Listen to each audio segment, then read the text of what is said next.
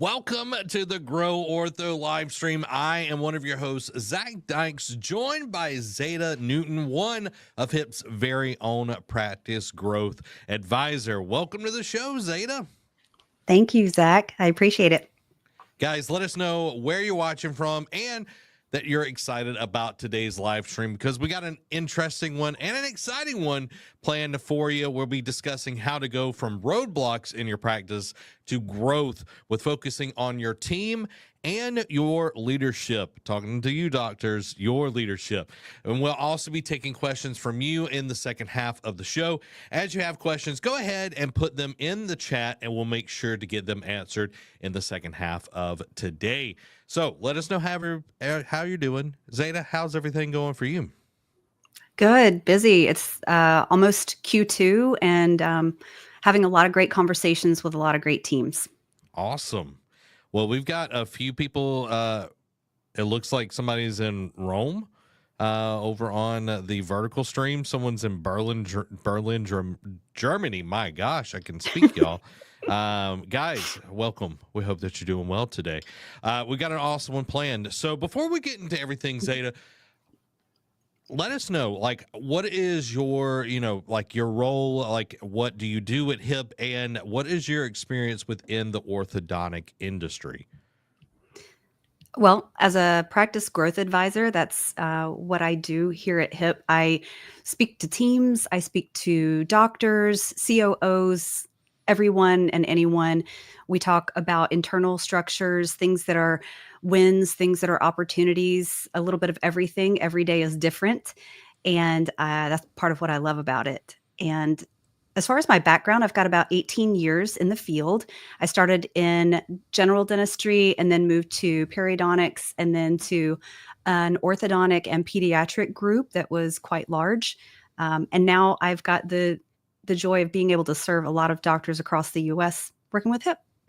So you've had kind of a gambit here, from dental to all the way to orthodontist, and like, how has that helped you shape like the way you help practices grow? Well, I think in the bigger picture, because I've worked with a lot of different leadership styles, I have learned so much about what I love and also the things that I may not love quite as much. And so you take those learning opportunities with you everywhere you go and you apply them where you can. I love that because, leadership styles, sometimes it goes your way. Sometimes, it can go the opposite way, Yeah. but I think, when you are empowered by leadership, you are able to do a better job at what you're trying to do. Doesn't matter if you are in orthodontics or dentistry or not. Knowing how to work within a team and how to lead a team is paramount to be an effective person, because regardless in life, Zeta, you know this, you're a part of a system. In the family, all of that, you're part of a system. So, what you learned today might help some of the other areas in your life. So how can orthodontists or dentists start to evaluate their practice to see where the roadblocks are and maybe how they can change those into something that can actually help them grow? Well, I think it's kind of multifactorial.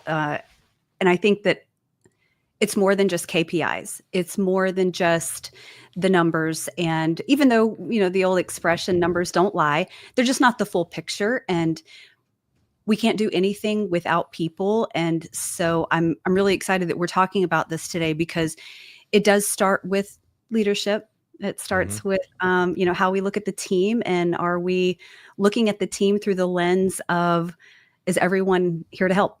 And so that's kind of the framework that I go into every conversation with.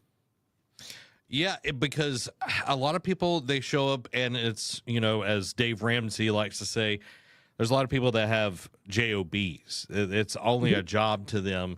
And then you have others that are team members, that they're going in there, that they are hungry. They want to see the practice. They, be successful. And they say, they have ownership Yes. of it. And how does those two type of team members, like, how does that work within a practice?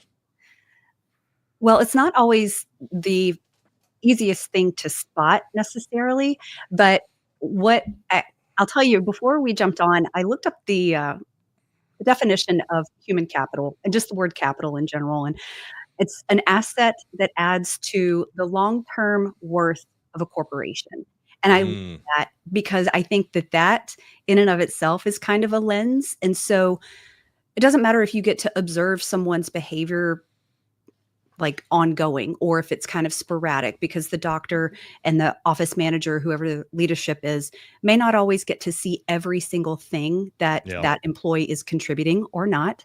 And I think that if you are looking at every single contributor through that lens, are they adding to the long-term worth and value of this company and this brand, then great. And if not, then maybe we need to have some deeper dive conversations about it. Yeah, and talking with Dr. Bryce, he's kind of put me on to spot checking, Mhm. where you're going through the practice, you're not micromanaging, but you're saying, hey, like, how's this going? Luke does a really good job of this. I feel like when he's out Mhm. and about in the bullpen, like he's like, hey, how's everything going? And he talks to other people, not just me or whatever, but like he's seeing how the team's doing and all of that. And I think that is a sign of a good leader where they're not hovering over you because my God, who wants a micromanaging boss? Yeah. Yeah. But I think, going into this, like a question to ask, as an orthodontist or a dentist, would you hire this person again? Would you hire your team again? I love that question, and I think that that is an opportunity, whether this is a team that you put together yourself because you're a startup, or did you acquire that team because you purchased a practice? And those are 2 very different dynamics, and, if you are, in a position to hire a team and you have the time to be selective, that's awesome, but that's not a gift that everybody gets, and Hmm. I think that when you kinda slow down and you think about, "Well, would I hire them again? Do they fit into my idea of a dream team?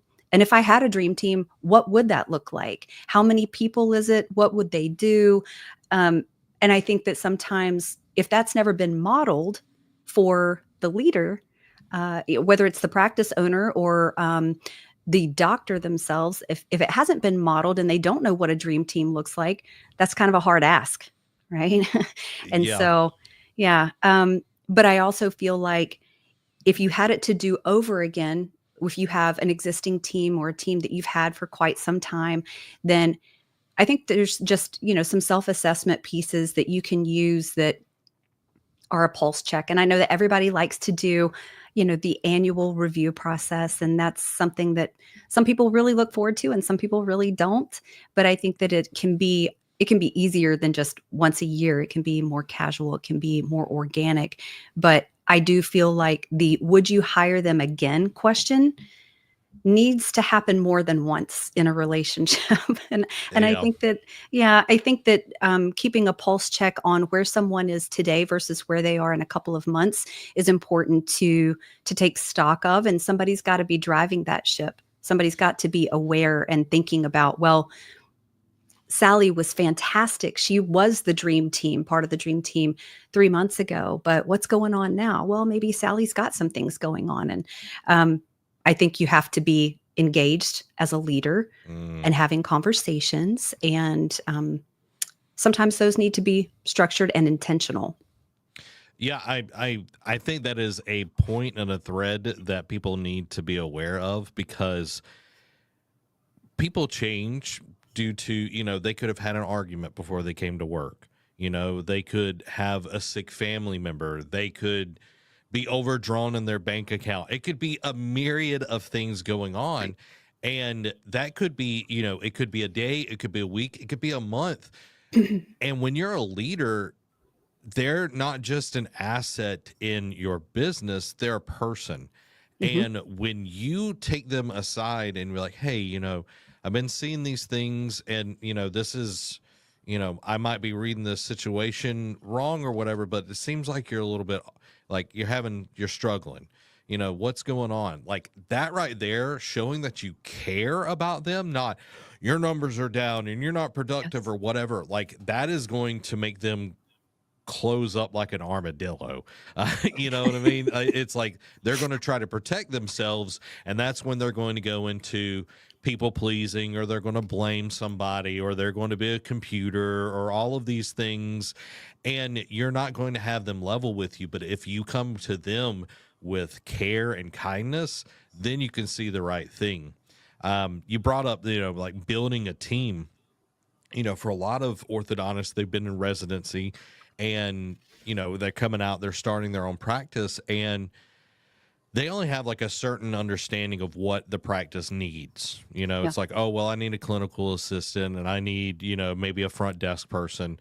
And they don't really understand. It would be like asking somebody um, if like they've never seen a basketball team is like, hey, I want you to build me the best basketball team that's ever existed. And they don't know what basketball is. They don't know any of the players. And then they're like, okay, and you don't give them any tools or any information, probably not going to be a very good basketball team. Probably not. Probably Yeah. not. So I just think it's very interesting, the would you hire them again, and understanding like what these positions actually are, which we're going to be giving away for people today, the job descriptions on what these positions are that will be really helpful. So Zeta, do you have anything you want to add on this? Well, I think when we talk about what that dream team looks like and how you even kind of conceptualize that, just even outside of the job descriptions, which I want to get into that in just a minute too. But, um, you know, there are a couple of roles that you've got to look for in the behavior part of it, not just the tasks, right? Because Mm-hmm. the job description is very black and white, and these are tasks that we need someone to achieve and accomplish with some sort of cadence. But when we talk about a behavioral role and Mm-hmm. who those people might be in addition to being able to achieve those tasks, I'm looking at leadership. There always needs to be a leader. There needs to be somebody with the strategy in mind.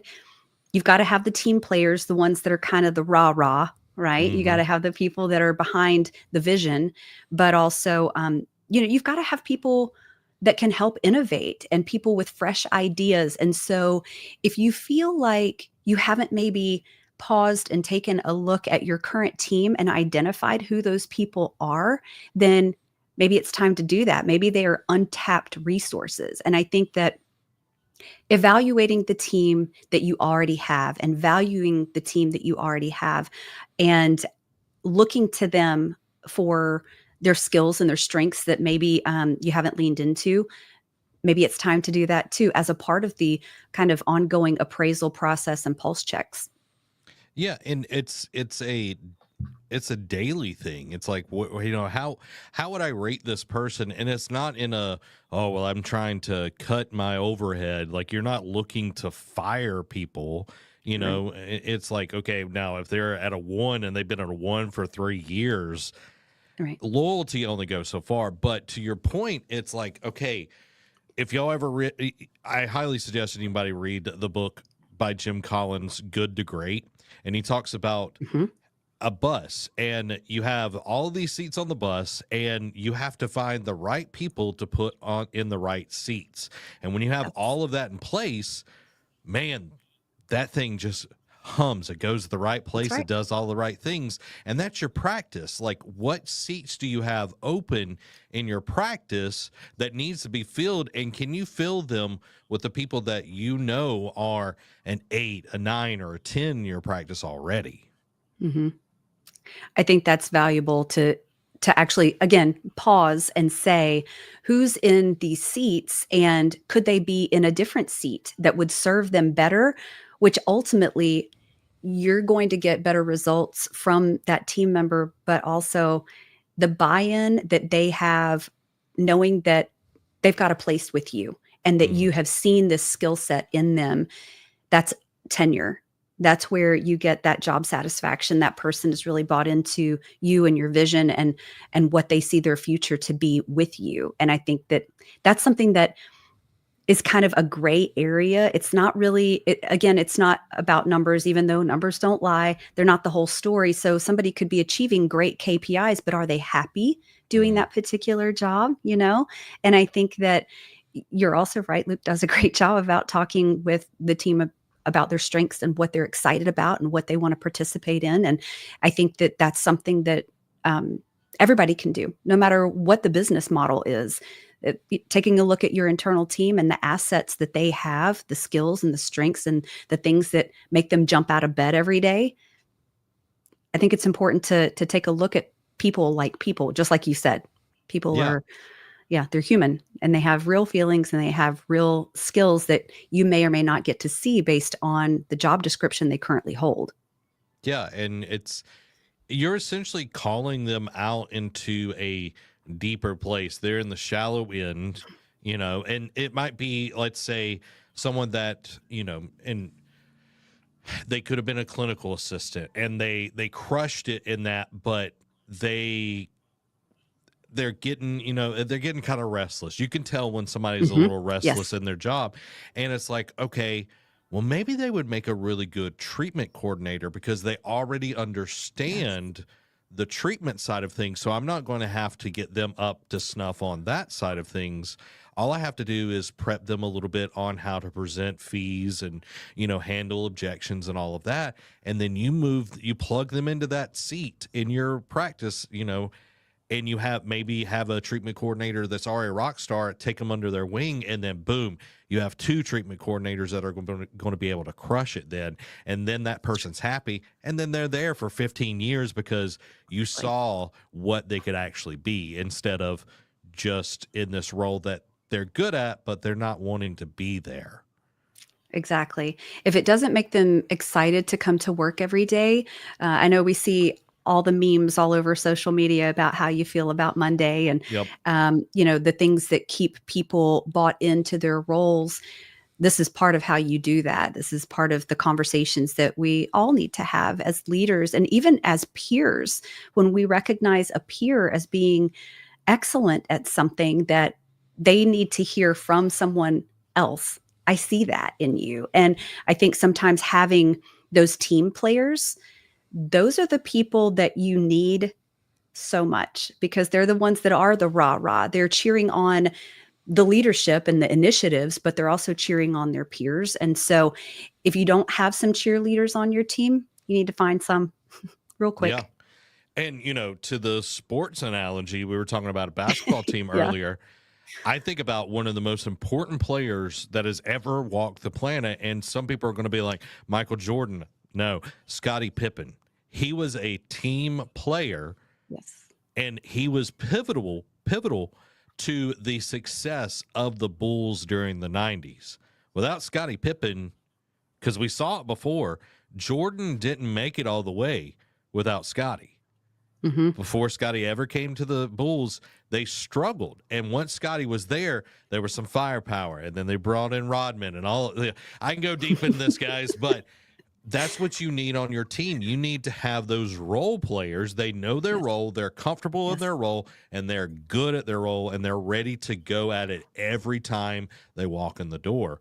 And I think that's, identifying gaps in your team is good, but I think also identifying gaps in you and the leadership you bring to the table, because everybody comes to the table with, or the bus, whatever, analogy you want to have, but they have different skill set. And Hmm. orthodontists, what they're really good at? They're good at moving teeth.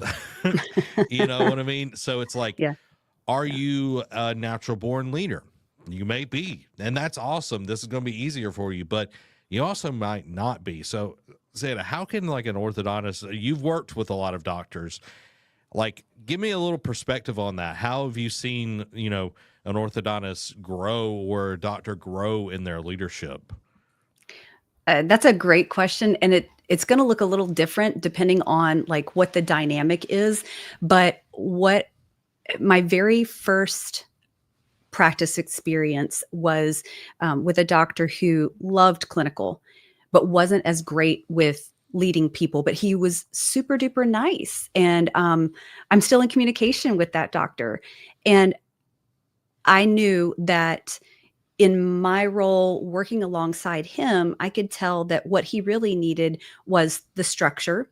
And so, putting some things into place and just the backbone of the practice, Mm-hmm. a lot of the boring, dry things that doctors aren't really into those details, Yeah. generally speaking.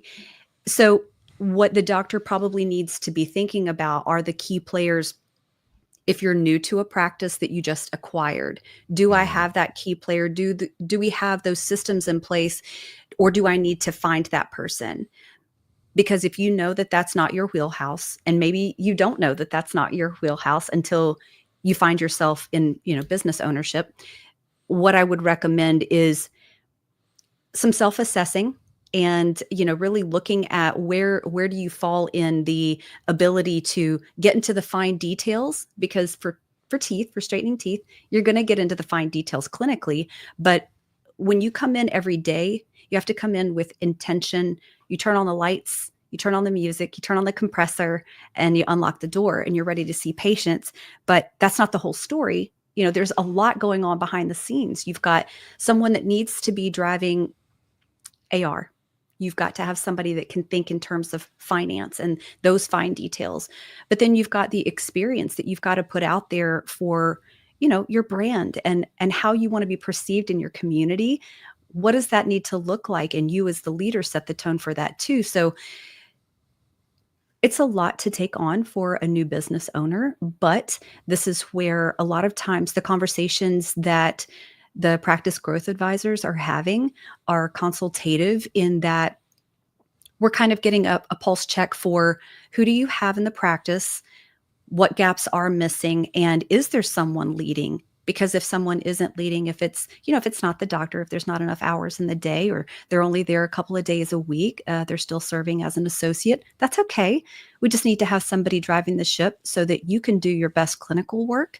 And sometimes that's, that's a conversation about, well, we have to find some payroll. We have to be able to look at the big picture and look at what this contribution can mean to the health of your practice and the growth of your practice, because you have to have a leader if you know that you don't have the time to devote to that. And hopefully, if you're busy enough, you're not going to have very much time when you're there in order to devote to those nitty-gritty details that are happening behind the scenes. Yeah, and I think, especially for startups, we've got an episode coming out Monday on veteran practice owners, but we did a startup pitfalls episode Mhm. with Dr. Bryce this week. Great episode. Y'all should go watch it 100%. It will help a ton of people coming out of residence, or if you're in the startup process. But he was talking about, like, early on, you have a lot of downtime, and you will find ways to fill it that isn't necessarily like effective. Mhm. So finding those moments, if you're a startup, or if you are like, oh, well, my consultations are an hour long and, I've only got like a 10% conversion rate or something like that.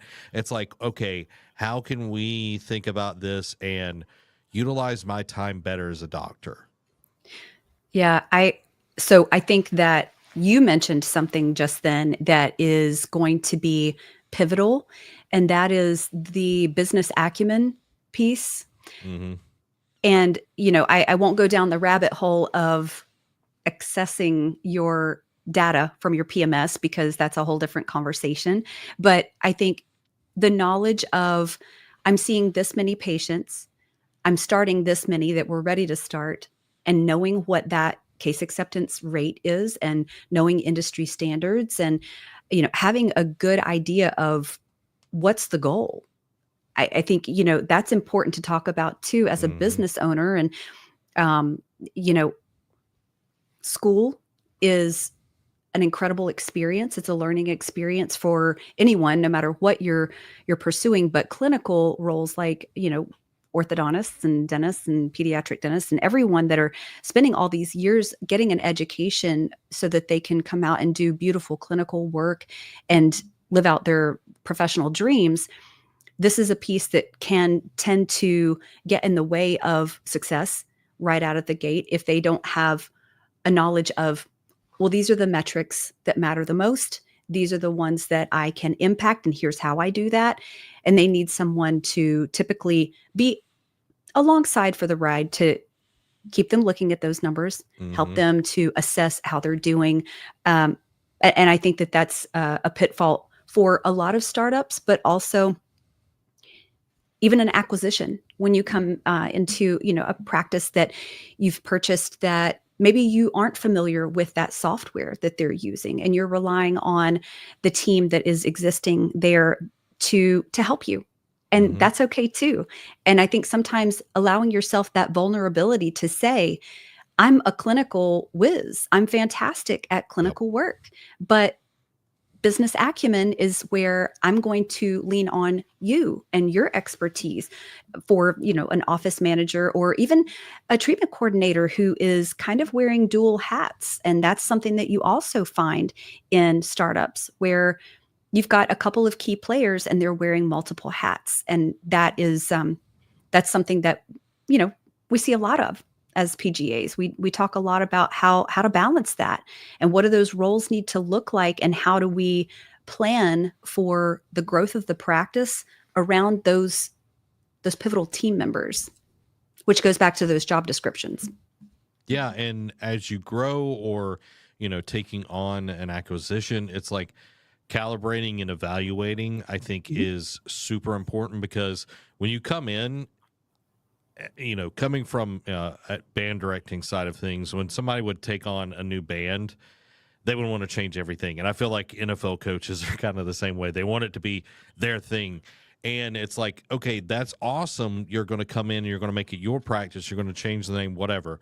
But unless you have the buy-in from that entire team on like, oh yeah, I really don't like our, CRM system, and I really don't like how the way we remind patients of their, like, you need to ask them, like, what has worked, what hasn't worked, how can we improve this, and get their buy-in, because they have opinions. Trust me, every employee has an opinion on how the business should be ran.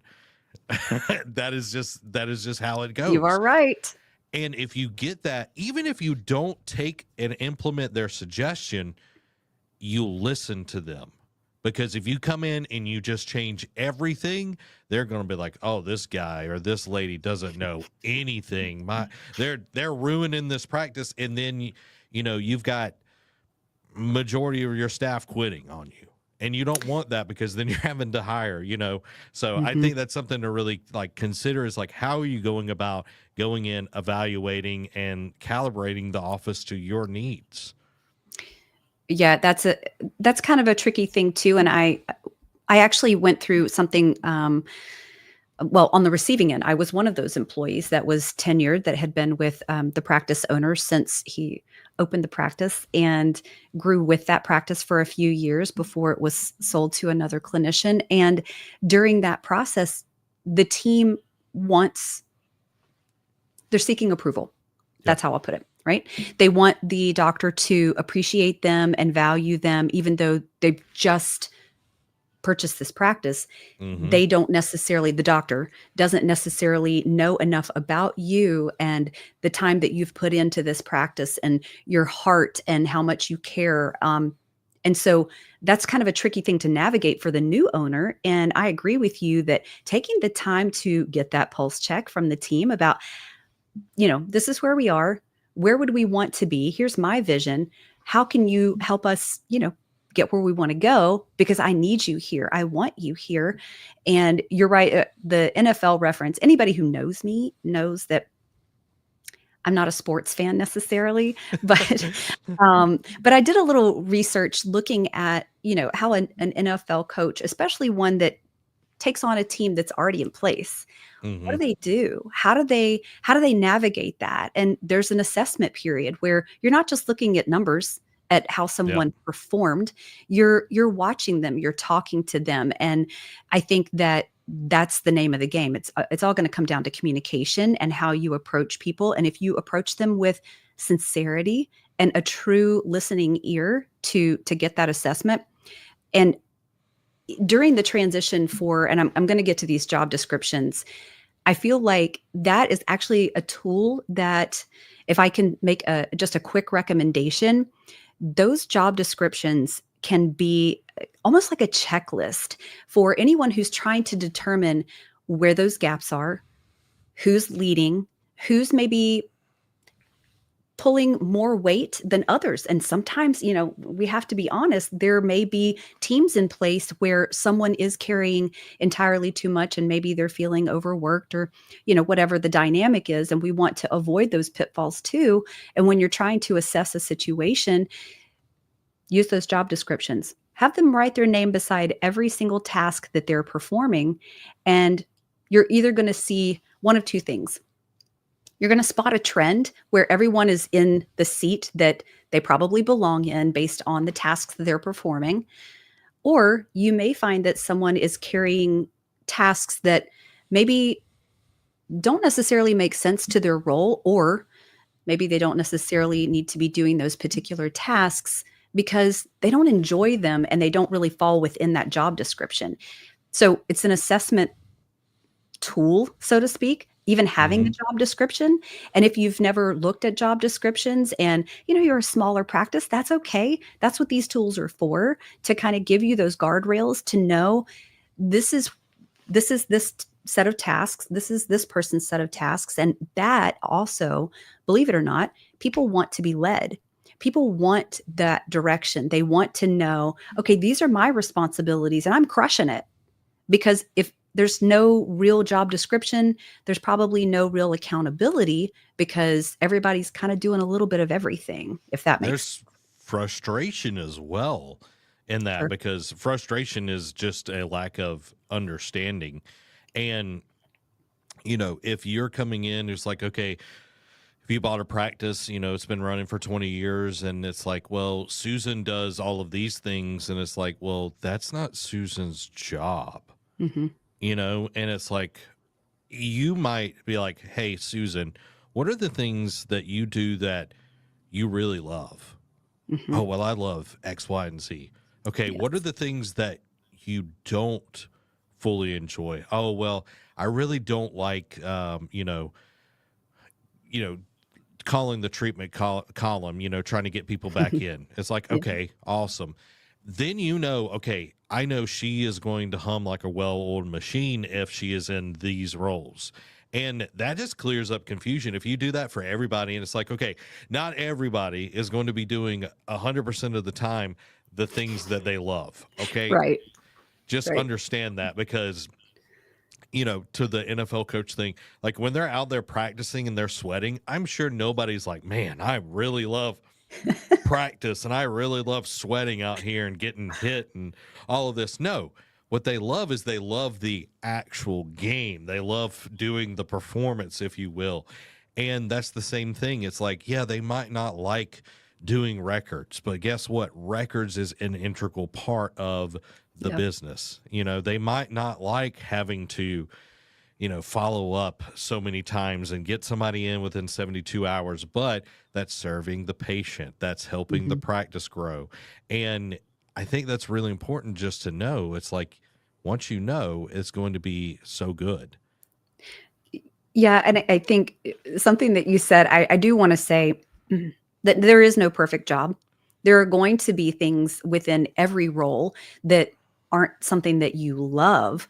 And that's not necessarily, what you and I are talking about. But I do think that if you are great at a particular role and you are achieving, your KPIs and all of the measurable things, and you're talking about performance, um, you can still feel very fulfilled.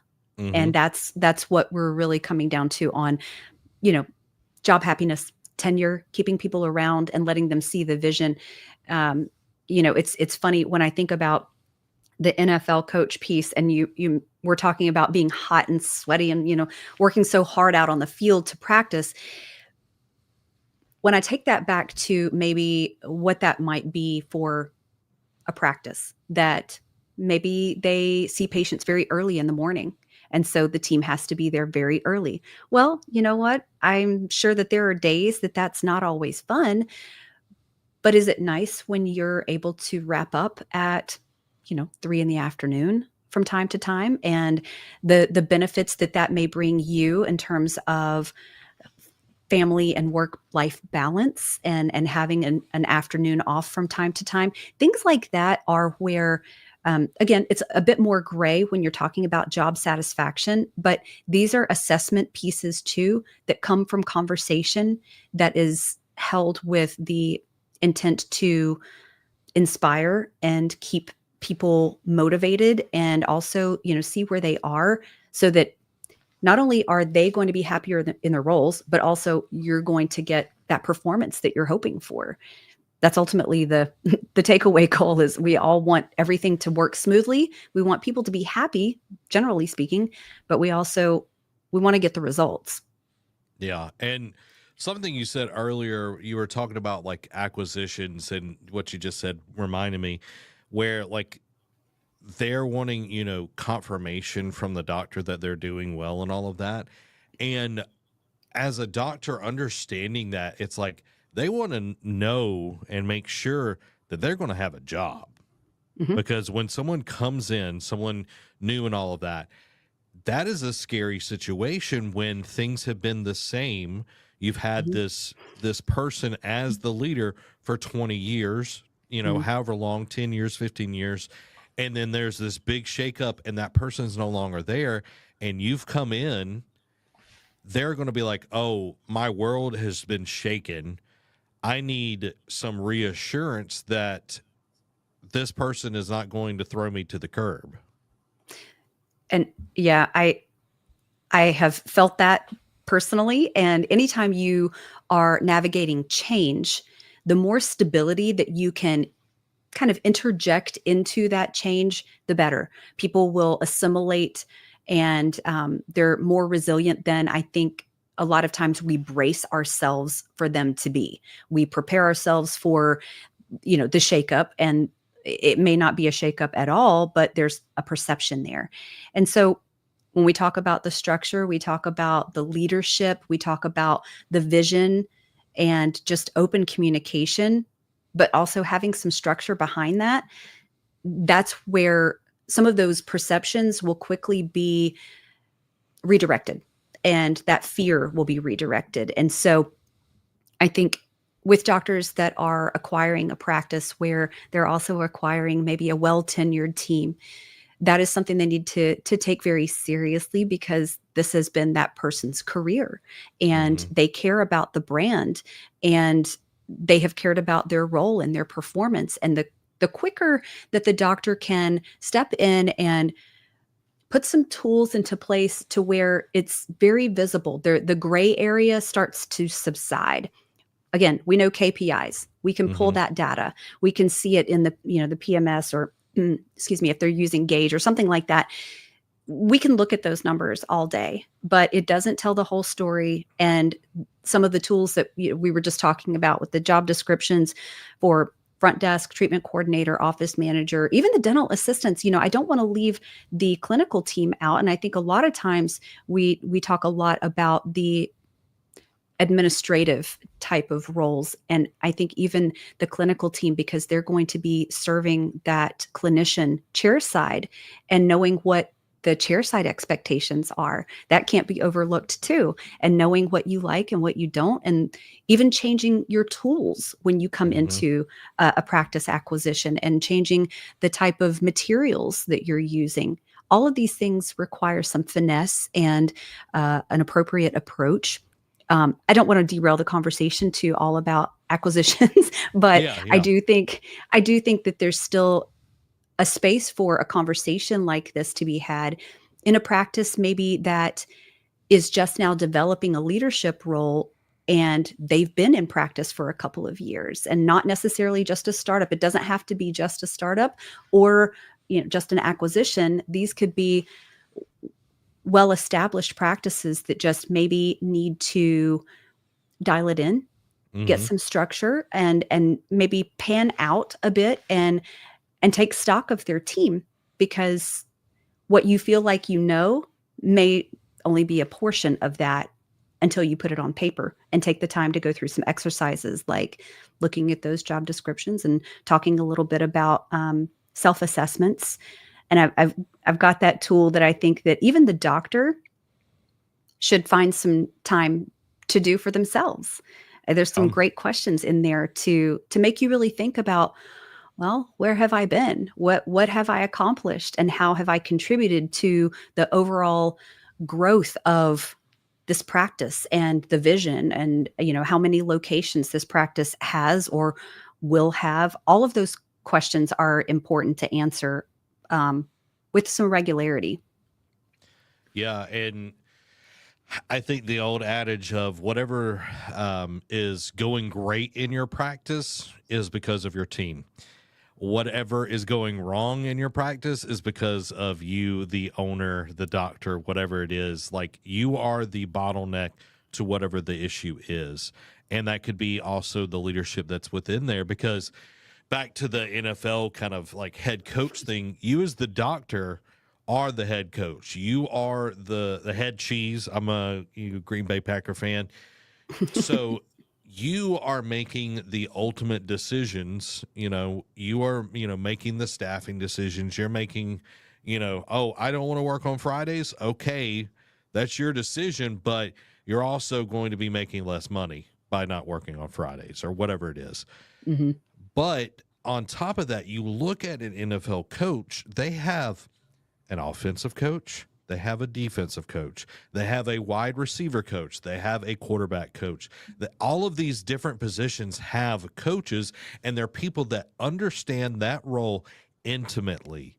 Yes. Intimately. And that is what you need to be fostering in your practice, is that you have an understanding, okay, this is how everything works, this is where it goes and all of that. But then you can rely on these people like, hey, front desk leader, how can we improve this? Like, I see that our numbers are slipping here. What's going on? Oh, well, yeah, I've already put a plan into place. We're going to be doing role playing, on Tuesdays and Thursdays for an hour, blah, blah, blah, before the day starts. Wow. Okay. That person already has stuff to do. And I love, we'll bring it right back to the NFL analogy, despite my lack of knowledge about football. But I do have an understanding of leadership and people. And I think you do make an excellent point. And I want to drive it home a little further, because with a head coach and having, coaches that are working alongside as like the structural team for the bigger team that's actually executing the game, what we really are talking about is showing up to talk to those assistant coaches with intention. You have Mm, to carve out time for that. There is not probably a week that has ever gone by that these NFL coaches are not having a structured meeting, that they're not having structured, um, you know, video playback, or what. I'm sure that there's a game technical film. term for. Okay, that's embarrassing, but you know what I meant. And so, but that takes intention, that takes structure, that takes carving out time to evaluate those things and dedicate um, uninterrupted time, and that can be Mm, hard. And I think that a lot of teams find it very difficult to make the change, to have regular meetings. They don't have to be long, these don't have to be hours and hours, and they don't have to involve everyone. They can also be, quick pulse checks with a rundown of most important things that are going on in the practice. Just like you mentioned, when the doctor maybe goes to the clinical lead or the lead assistant, if they don't have a clinical lead, they go to the lead assistant that they knows how to watch time. They know the flow of the patient care. They know when they're experiencing hiccups in the clinic, things like that. The doctor could go directly to that person with some regularity to say, how's it going? I'm feeling like we are having some bottlenecks, or I'm feeling like we're really zipping through patients. What changed? And having a conversation with intention is going to matter tremendously about, well, are you the leader? Are you the head coach? And are you directing the coaches to then coach the team? And are we even on the same page? Because the head coach could have all of these great plans and visions and dreams, but if no one is really aware of them because they're not necessarily talking about them, then you can't reach those goals because you aren't discussing them and you're not evaluating where you are with progress to get to them. Yeah, you have to have an outcome. And if you don't have an outcome, then that's your outcome. You're just kind of wandering in the dark. And I have a coaching session each week with somebody on like outcomes and everything. And we go through and we discuss, it's like, well, what's happened in the past is like, okay, that is whatever. But what are you going to do next to reach the outcome? How are you chasing that thing? Are your decisions lining up with that outcome? Mm-hmm. And that's the same thing. Pardon me. It's the same thing with your practice. Are your decisions lining up with, I want to make 5 million this year, but you're closed 3 days a week because you want to go to the beach? That's probably not, oh, well, I've let my my phone system, our answer rate is, 40%. You're not going to hit that goal because you're not doing the things to reach that outcome, and you're not holding people accountable. And being a leader, you have to hold people accountable. You have to teach them how to be accountable. If they, a lot of people don't really understand what accountability is. They think it's like a punishment, and it's not. It's an expectation. And when people meet expectations, that's when you can bonus structure things. It's like, hey, if we get our answer rate up to 95%, then, everybody gets a bonus, a $200 bonus in their next paycheck, whatever. If, we get, this many people scheduled, like you've got to figure out the things you want to see, and that is what you reward. That's what you track.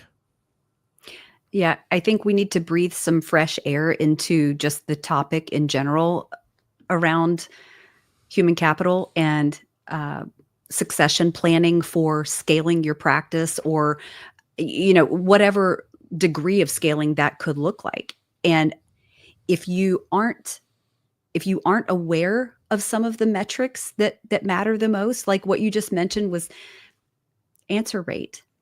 Well, How many doctors actually pay attention to right. that? Exactly. You have to know what that number is, but you also have to know what's a healthy benchmark. And again, this comes back to identifying the people on the team that are great with numbers. Like you've got to have a strategist to work alongside you. You've got to have, the innovator that can tell you, well, you know what? Actually, if we tried this, then I think we can get to that next level because we've exhausted all of our options. You have to have an innovator. But it does come back to having very clear conversations about the goals, having conversations with the team about their role in achieving the goal, how that looks, those behaviors that are included in getting to those metrics, whatever those numbers may be that you're trying to achieve. And production, I know that there's a couple of different schools of thought on how you approach sharing some of that more sensitive information and goal setting with everyone. And maybe it's not about setting that number in front of the entire team. Maybe the leadership knows production in terms Yeah. of dollar value, but the entire team, they know starts.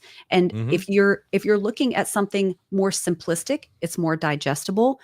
Yeah. Again, this comes down to, I'm kind of rolling this back into, yes, there are always going to be goals, but we have to take it back a step to identify the goal itself, identify, how we even achieve that goal, how we're researching it, the logistics of where does that number come from and who's participating, and make it digestible for anybody who is participating. Yeah. And I think when you understand that, you're going to be able to lead your team because you actually have a place on the map. You could Mhm. get frustrated at a GPS for not telling you where to turn, but if you've never put in the location you want to go, whose fault is that? You know what I That's such mean? a good metaphor. Whose fault is that? Right. So we've Right. got about 8 more minutes left on the stream, and I wanted to kind of talk a little bit about the attributes of each position within the practice. So let's start with the front Mhm. desk. Okay. Well, your front desk team, if they are the face of the practice, outside of, your website and your ads and things that are presented to people who don't know you yet, but the front desk team really needs to know the culture of the practice and represent that well. And so the vision of the doctor needs to be something that is top of mind. The front desk team also needs to be aware of what makes them proud to work for this doctor, this group, whoever they're serving in this role, and knowing some special details about that person. Mm, The doctors work very hard to get where they are, and sometimes it's just cool to know where they did their undergrad. Where did they go to dental school? All of these details, maybe they are fine details and maybe you don't remember every single one of them, mm, but that front desk person needs to be bought into the brand. They need to be bought yeah. into the mission and they need to be excited about it. Very happy, friendly people. Um, Yeah. the And just, the Mhm. edifying part of the front desk is such a great tool because people, they're going to be going through these calls and it's like, well, what sticks out? Oh, it's like, well, we've helped amount of people, like, oh, we've helped 3,000 people, get the smile that they want. That's impressive, Mhm, 3,000 people. That's cool. I want to be one of those, mhm. or yeah, we use high tech, this, that, and the other. It's like we got iTero scanners. They don't know what that is. Right. You've got to tell it in a way that a normal person off the street will understand what you're talking about. Yep, for sure. And I think that that's something that will resonate with also with the person on the receiving end. If they say, I'm new to the area and I'm looking for this, whatever the service is, a pediatric dentist or an orthodontist or whoever they're looking for. The person on the other end, the front desk team person that is thinking of what can I say? And maybe I'm going to kind of press pause here. Maybe this needs to look like some brief role playing with the front desk team of commonly asked questions. When someone says this, be prepared to say that so that Mm, it's not scripted, but it comes rolling right off your tongue. Oh, you're new to the area? Did you know that Dr. So and so went to the same elementary school that's right outside of this practice? Yeah, they're from here. Whatever that yeah. may be that makes them feel that much more connected to that doctor. And so, anyway, front desk team, very important, pivotal role. I love it. Let's move into the treatment coordinator. Okay. Treatment coordinators are sales. Let's just, be honest that we are really the team as TCs behind talking through the logistics of treatment that are financial in nature, and those conversations can be very detailed, but they don't Yep. have to be. If you keep things very simplistic and you give the person what they're looking for, then that sale is going to happen. And I think Hmm. that when we stop looking at treatment coordinating as an opportunity to help and to serve as well, you know, we're kind of losing sight of what that role is even about, because otherwise the doctor could just come in and say, you need 18 months of treatment. We can put braces on you next week. Then that would be it. So the treatment Hmm. coordinator is a very pivotal role because they're advocating for the patient to get them the treatment that they've come here to get. And I'm going to help you meet that goal by also helping you with how we finance that. it's a very important role that that also takes a very strong skill set. You have to be ready to talk about money, and sometimes it's an uncomfortable conversation for the patient. And being human about it and having a well-oiled process so that it feels very smooth to you as the treatment coordinator, but also to the patient who's receiving the information. And we've had the last two live streams, we had Harrison on and we had Melissa on, and Mhm. they did a great job of talking about the sales process. And like, I learned a lot because Melissa was a treatment coordinator for a long Yes, time, and she was talking about, like, calling them the day before. Like, this is after they've set their appointment with the front desk, but calling them as the treatment coordinator, prepping them so when they come in, though a lot of the big, objections are already deflated, that you've you already got it. pre-vaccinated and everything, and coming at it as like you're excited for them to go Mhm. on this journey. You're excited to help them. It's not like, I got me a Right. well in here. You know what I mean? It's like you're not just bagging quell. You are helping an individual with something that they might be very conscious of or even afraid Yes. of. So I think treatment Yes. coordinators are, it takes a very special person that, again, goes back to the attributes. It's a personality thing too. It's not just like you can throw anybody in there. No. They've got to be a special kind of person to be in that role. So let's jump into office manager. So the office manager really needs to be the view from the top Mm-hmm. and really able to take stock of what's happening everywhere all at once.